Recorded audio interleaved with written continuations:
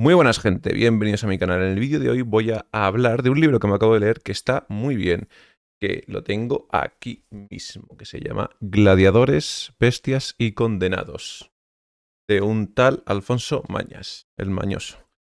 Este libro está muy bien porque desgrana muchísimas experiencias de los gladiadores, te desglosa cómo era el día a día de un gladiador o de un condenado a muerte en las arenas. Y luego también te cuenta bastantes historias curiosas de emperadores que hicieron en sus coliseos, en sus anfiteatros, y cómo vivían exactamente esas personas y cómo morían. Así que comencemos el vídeo. El libro empieza con unos datos súper devastadores, como los primeros indicios que se tiene de los gladiadores fueron en el 264 a.C. hasta el 470 después de Cristo, más o menos. Durante esos 7 siglos, en cientos de anfiteatros y coliseos, no solo el de Roma, se mataron a muchísimos gladiadores y ejecutaron a muchísimas personas. Tengo aquí los datos y los voy a dar. Desde el siglo I a.C. hasta el 3 después de Cristo se mataban entre 600.000 gladiadores y 900.000 criminales cada siglo. Esas son las estimaciones que hace el autor. En torno a 10 millones de personas cayeron en la arena de todo el Imperio Romano, tanto en los anfiteatros como en los coliseos, todos los juegos circenses que hacían para la plebe, para el pueblo romano. 10 millones, pero contando sobre todo las ejecuciones, que son de las que nunca se hablan realmente. El día del Coliseo o en los anfiteatros estaba dividido en 3 partes. Por la mañana estaban las venaciones, que eran los condenados despedazados por fieras. Eso es como comenzaba el día en el Coliseo. Se divertían despedazando a la gente que estaba condenada a muerte porque en aquel entonces, no lo he dicho, en Roma y en el Imperio Romano no existían las cárceles como tal.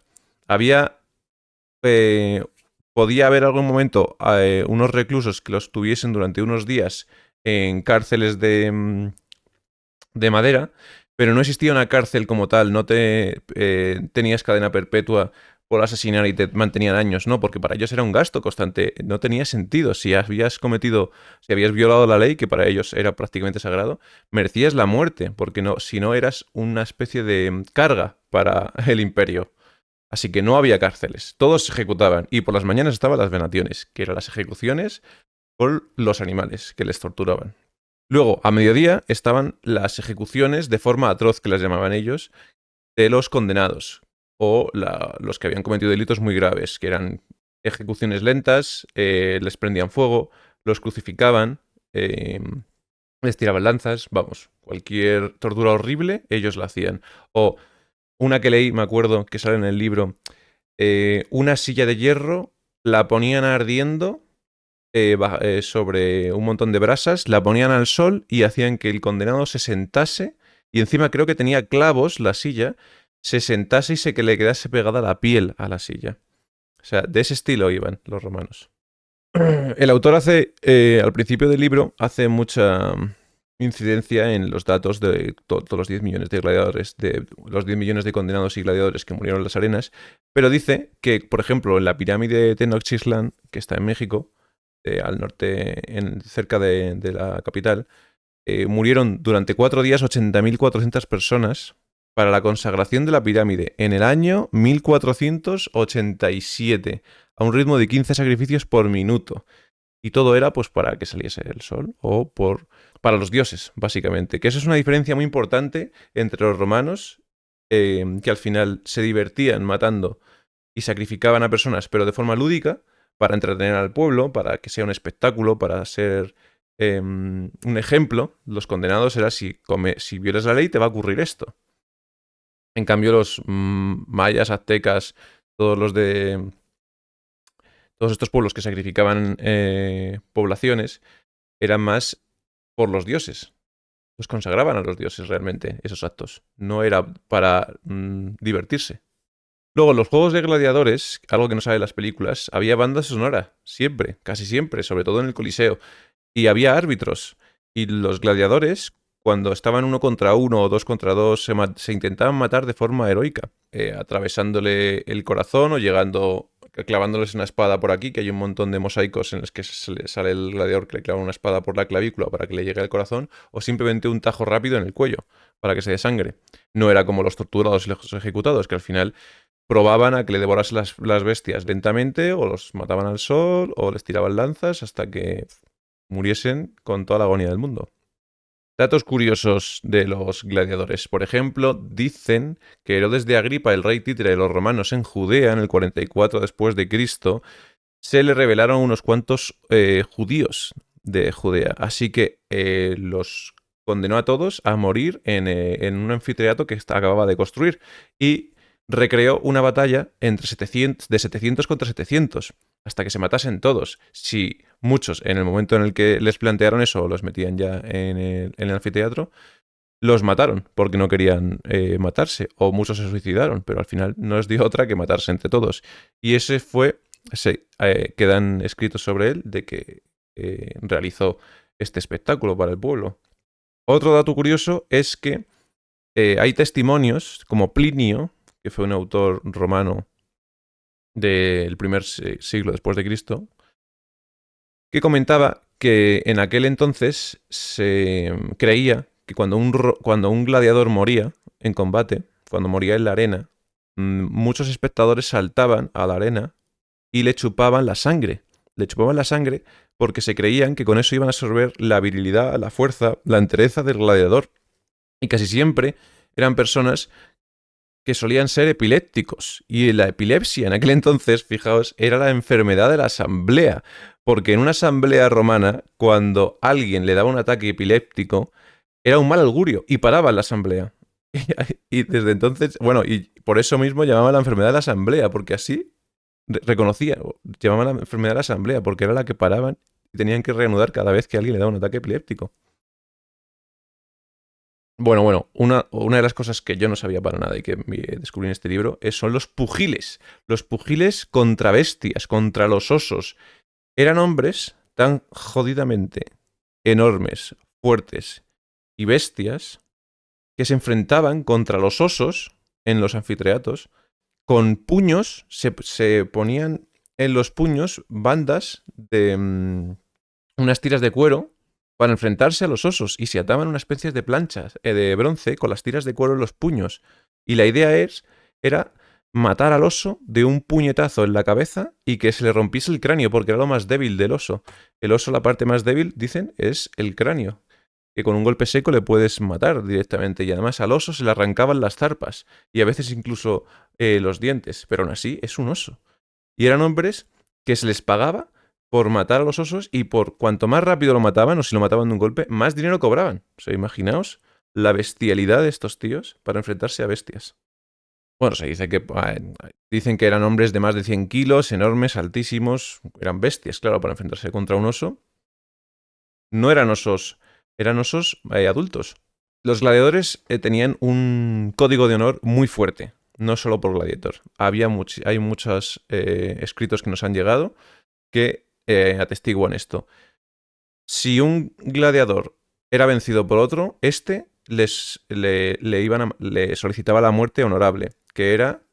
Hay imágenes de esto.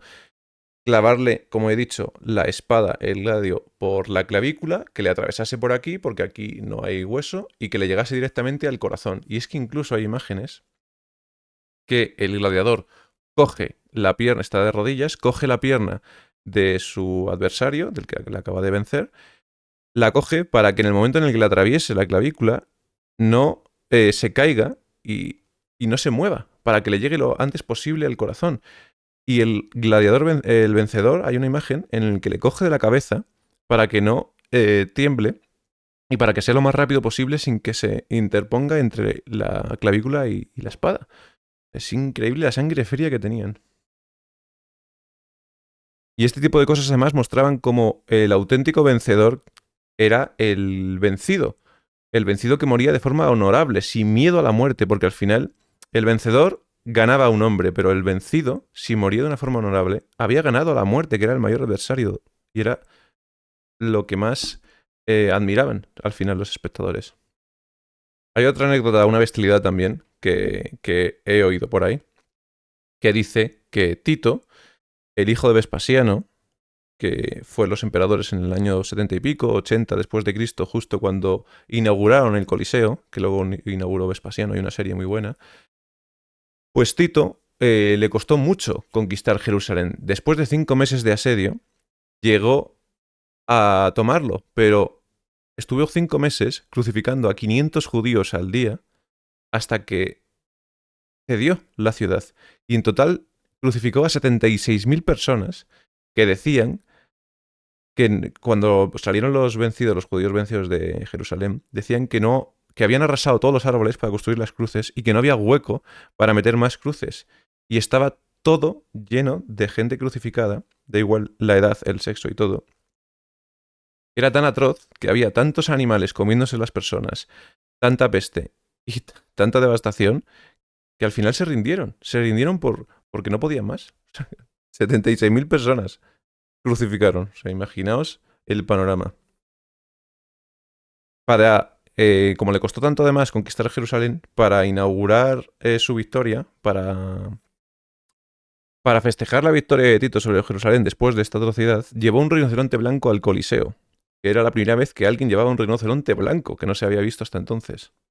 Este decía que se pesaba, os lo voy a leer, 4.000 kilos y lo enfrentaba contra osos, bueyes y toros, que le provocaban los romanos lo provocaban con pinchazos para que entrara rabioso en la arena y aplastase a los condenados o las bestias.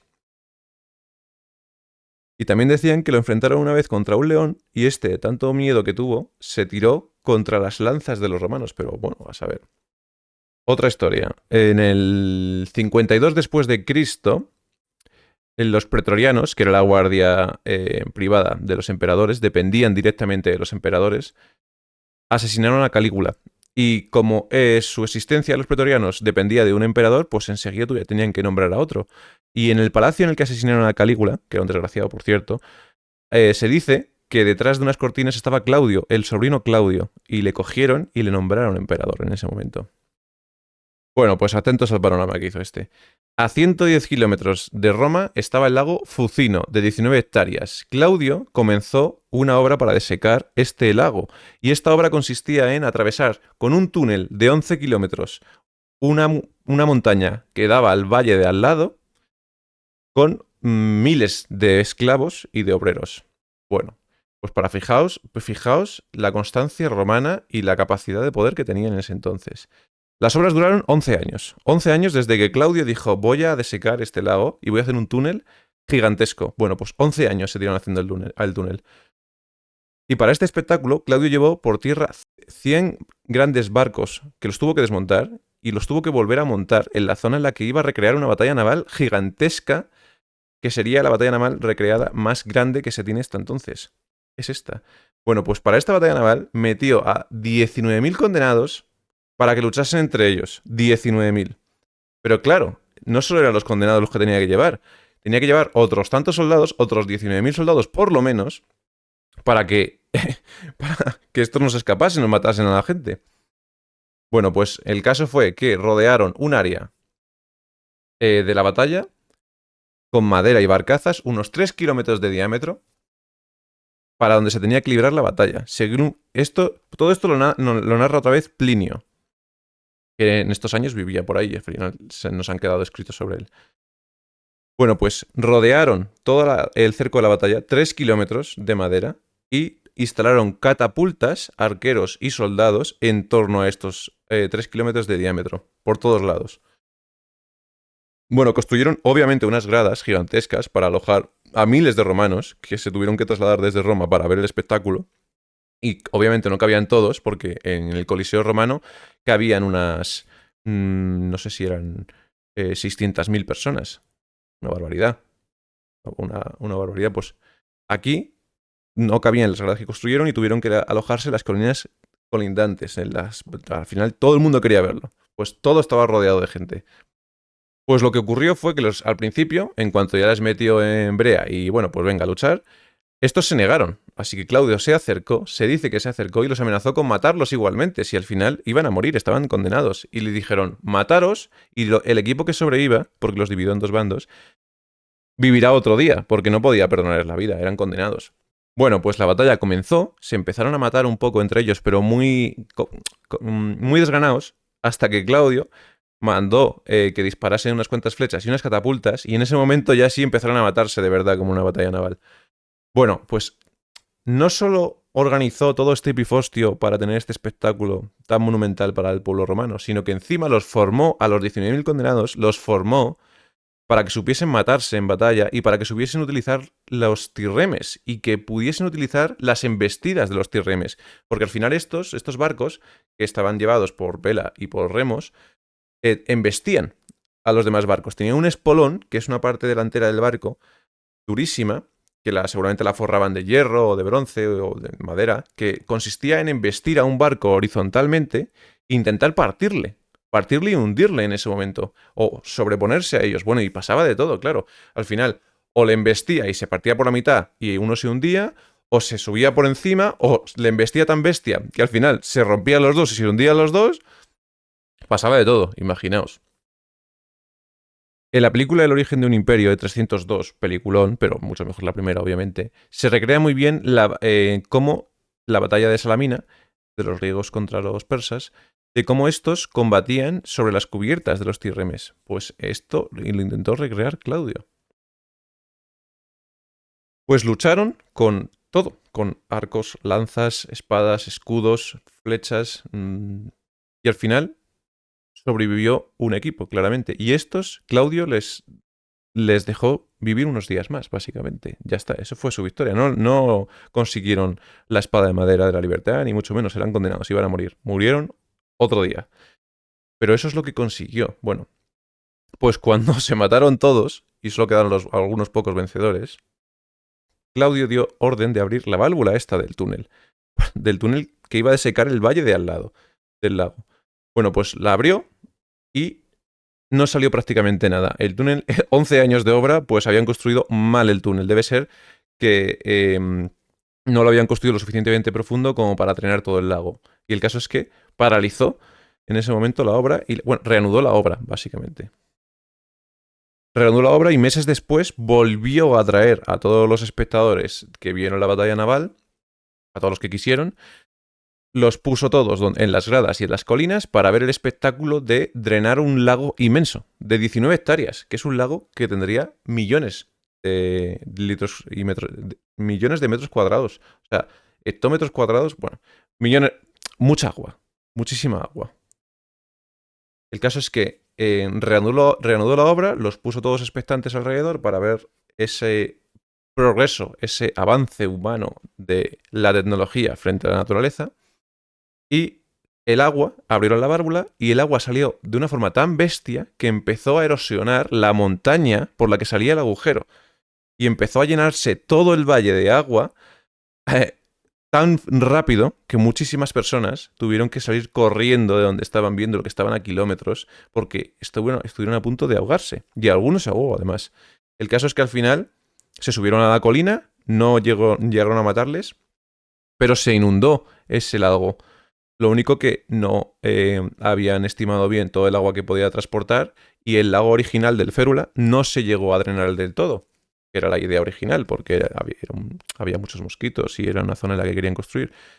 Pero bueno, todo sirvió para crear un lago y una batalla naval inmensa e increíble que ha llegado hasta nosotros. Y todo esto gracias a Claudio, un tío que llegó al poder porque le apuñalaron a Calígula y él estaba ahí detrás de unas cortinas llorando. Pues fijaos lo que es la vida.